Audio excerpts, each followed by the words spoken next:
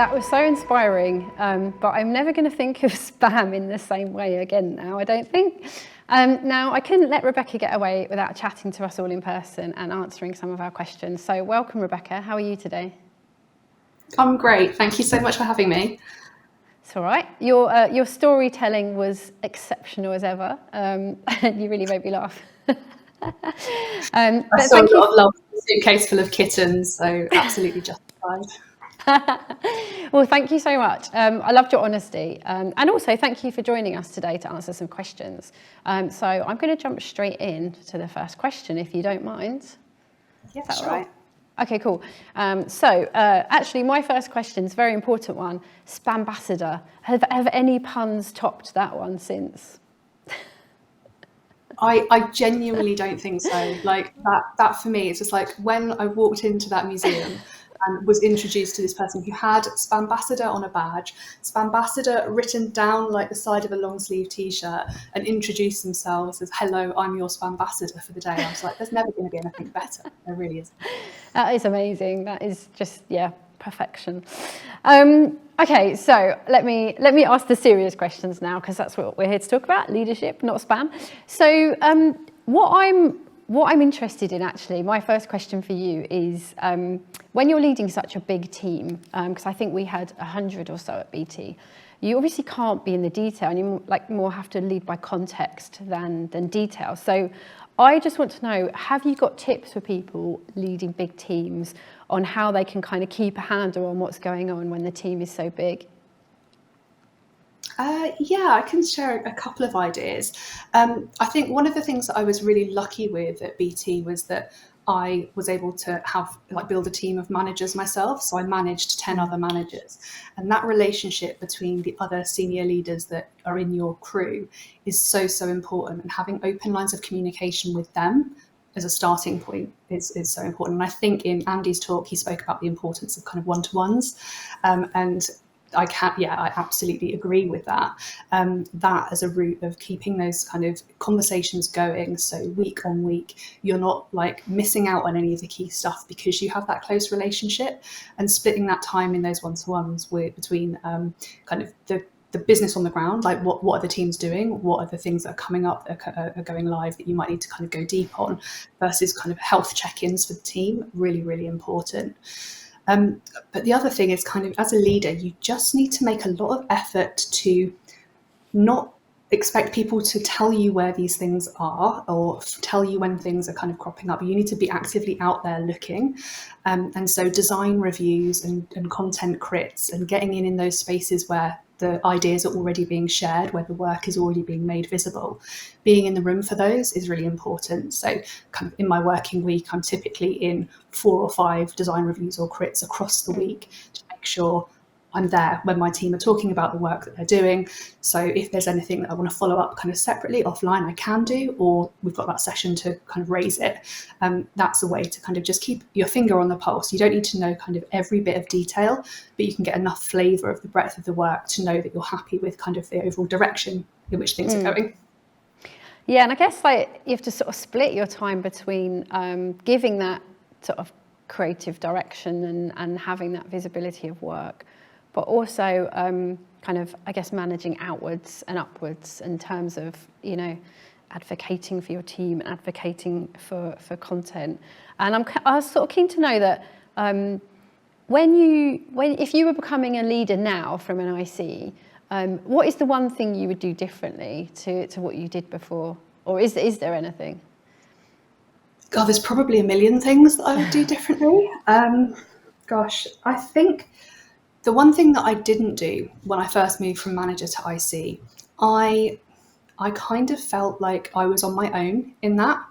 Like my boss had said, it's time for you to expand your team. I had acknowledged that I needed to be able to kind of grow my influence and start delivering through others. Otherwise, we weren't going to get these projects that we needed to get kind of off the ground and out the door.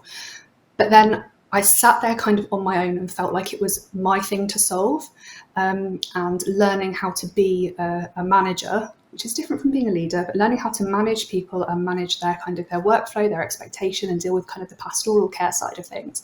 I very much kind of learned that with it, like in a one-to-one relationship with that person that I was looking at, like supporting, and then kind of the theory came from books, and the theory came from talking to people maybe outside of my organisation that had changed into management. I didn't take advantage of the network that I had within GDS, the Government Digital Service, at that time. And looking back, I really would have called on some of those people who had made that move. Like, I would have spoken to my kind of network there and been like, okay, who did this 3 months ago? Where are they? Who did this 6 months ago? Where are they? What can I learn from them? And make sure that I kind of pulled on that bigger resource, instead of thinking, this is a problem that I have to solve on my own, and this is something I need to learn how to do my own way. There's actually a lot of amazing knowledge that's kind of like out in the community of leaders and managers that exists that I didn't call on. And I think that probably stunted me for the first maybe 6 months of doing this.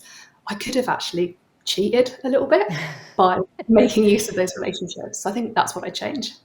Yeah, I don't think that's cheating, you know. I think there's so many people going through similar things, and like we see it a lot on the Tempo community, is just the people kind of being able to bounce things off and say, well, what would you do in this situation, or has anyone else gone through this? And you know, I think that's okay. You know, as Andy said earlier, I think it's okay to ask for help. But yeah, we often think we have to kind of muddle through on our own and figure it out.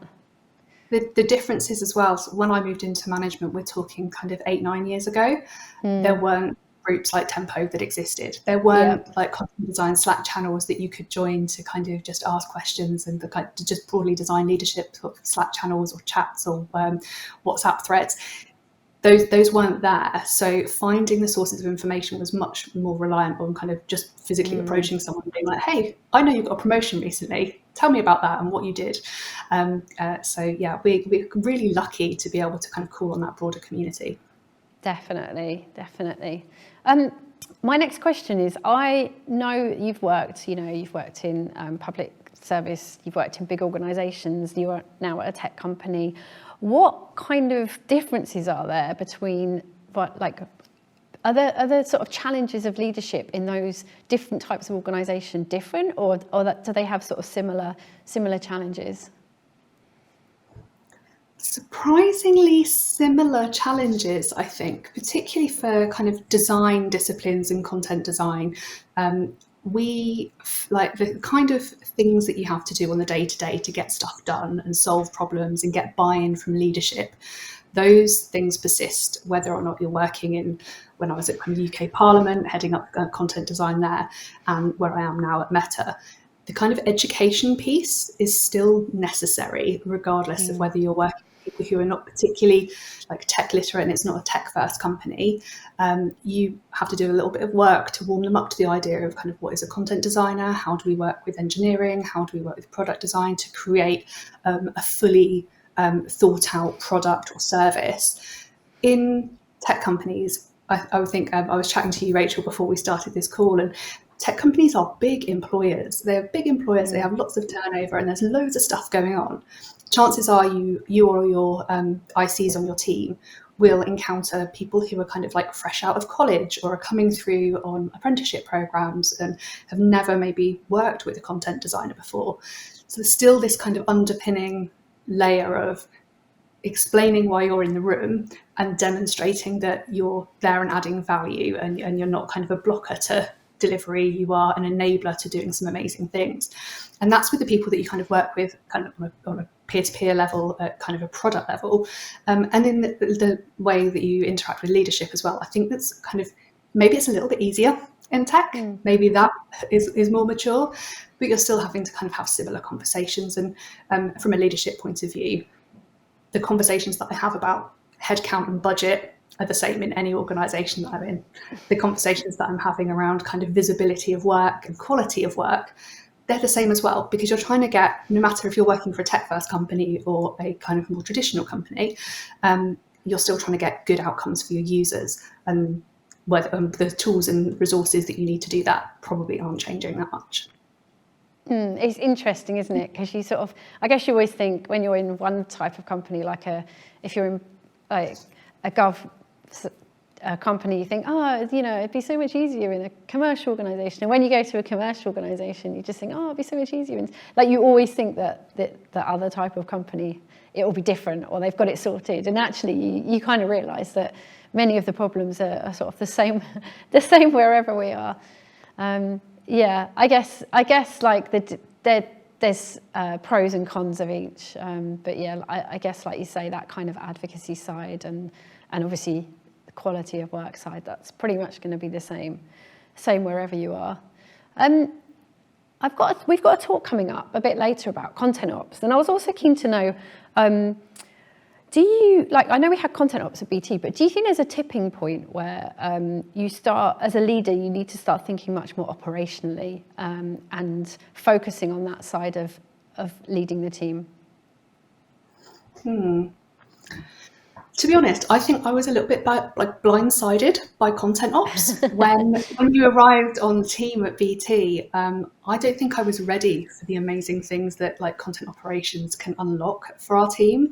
Like I didn't know that we needed content ops until we had content ops, and now always looking for where are we operationalizing, what are the things that we're doing to kind of make our team more efficient, and through kind of like systems and automation and tooling and all of those like great things like that.